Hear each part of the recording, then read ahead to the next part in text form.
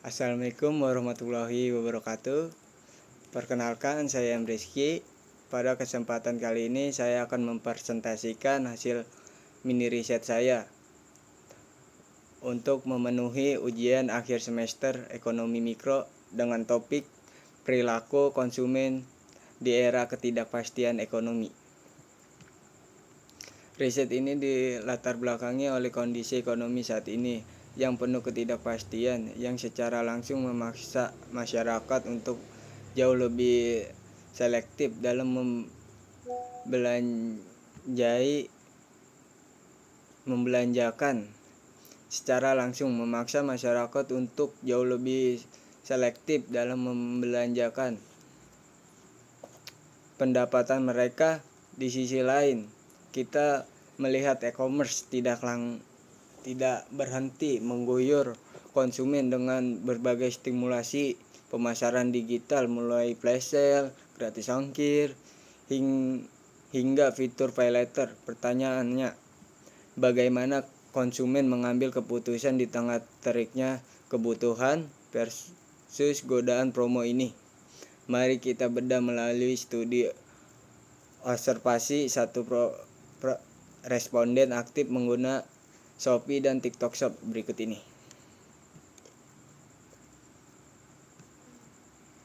Subjek observasi dalam riset ini adalah Ibu Lina Komalasari, seorang ibu rumah tangga berusia 29 tahun dengan pendapatan rumah tangga bulanan berada di rentang 3 hingga 4,5 juta rupiah.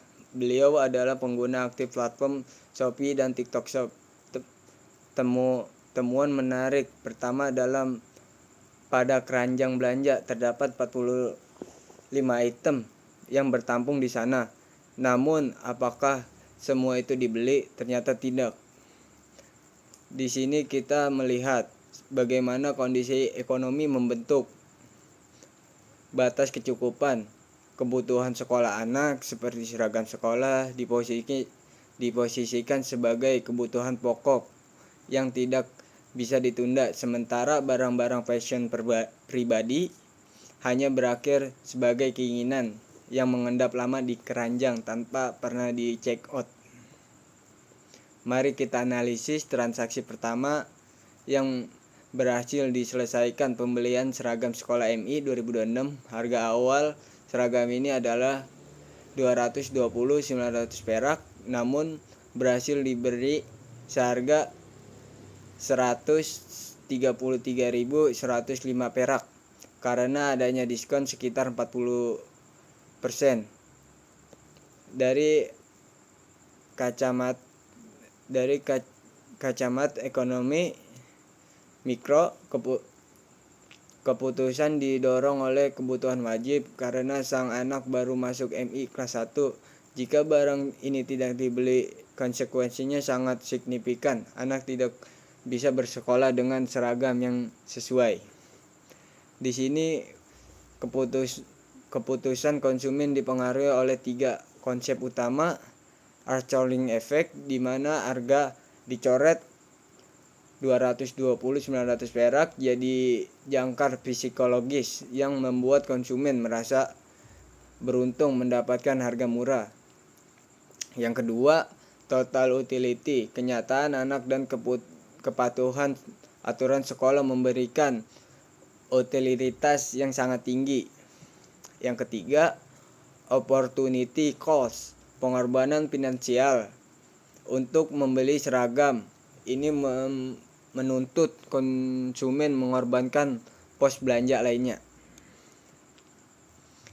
Transaksi kedua adalah pembelian rok SD MI seharga 44.990 perak. Berbeda dengan transaksi pertama, pembelian ini dilakukan tanpa stimulasi promo atau diskon sama sekali.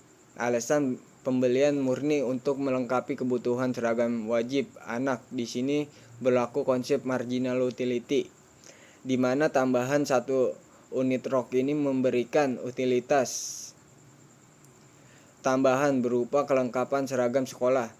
Total belanja seragam ini memakan biaya 166.331 dari anggaran bulanan. Karena adanya budget constraint atau keterbatasan anggaran, alokasi dana di awali tahun ajaran ini secara otomatis menciptakan opportunity cost, yaitu hingga anggaran untuk belanja fashion pribadi Ibu Lina. Dari kontraksnya angka 45 di keranjang dibandingkan hanya 3 transaksi yang benar-benar selesai, kita dapat mengidentifikasikan 3 perubahan perilaku konsumen yang nyata di era kehidupan ini. Pertama, konsumen lebih berhati-hati, hanya dimasukkan keranjang bukan dibeli. Kedua, konsumen lebih sering menunda pembelian barang keinginan hingga momentum anggaran terasa longgar. Dan ketiga, konsumen lebih selektif pada nilai guna fungsional, menyebabkan utamanya jelas keterbatasan pendapatan rumah tangga memaksa konsumen untuk lalu memprioritas kebutuhan anak, yang sekaligus memperkuat kesadaran akan batas anggaran mereka atau budget constraint.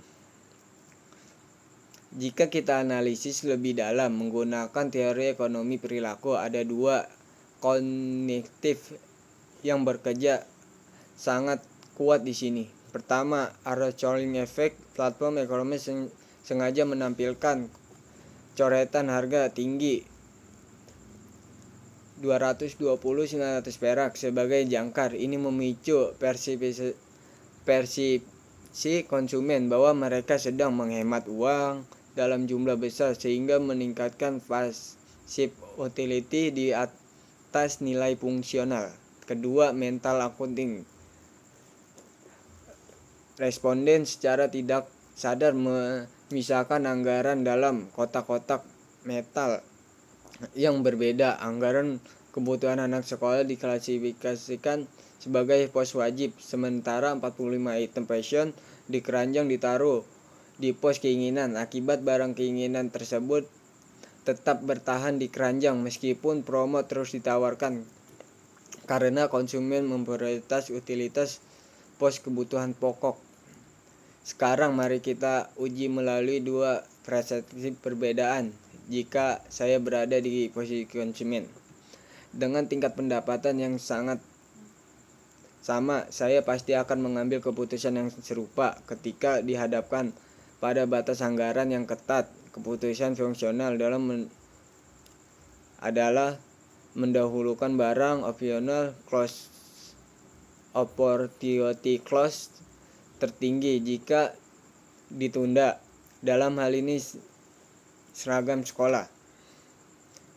Temukan penting di sini dalam kondisi ekonomi tidak pasti, prinsip kecukupan sufficiency jauh lebih relevan dibanding prinsip memaksimalkan utilitas total. Konsumen tidak lagi mencari kepuasan maksimal dari semua barang, melainkan mengalokasikan anggaran demi mencapai standar hidup yang cukup memadai. Kedua, jika saya bertindak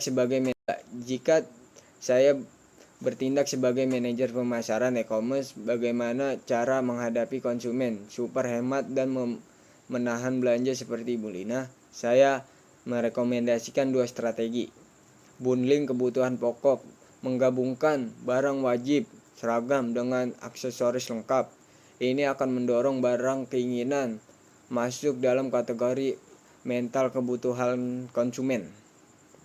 Yang kedua, cashback voucher bertahap, memberikan dorongan atau nugget berupa kupon diskon khusus untuk produk yang sudah mengendap lama di keranjang belanja guna memicu konversi transaksi nyata. Strategi ini memanfaatkan bias Arrow-Colling dan mental accounting secara sehat.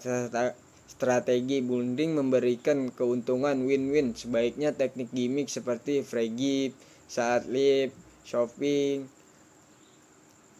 terbukti kurang efektif untuk konsumen tipe ini karena mereka tetap rasional menolak konversi belanja non-esensial. Sebagai kesimpulan dan refleksi akhir dari mini riset, ketidakpastian ekonomi telah menggeser orientasi konsumen masyarakat kelas menengah bawah dari utility maximizing memaksimal kepuasan menjadi suffraging shaking mencari kecukupan hidup. Bukti nyata dari 45 item yang mengendap di keranjang membentukkan bahwa stimulasi pemasaran digital masih aktif tidak serta mendorong konsumsi jika berbentuk dengan batasan anggaran rumah tangga rasional.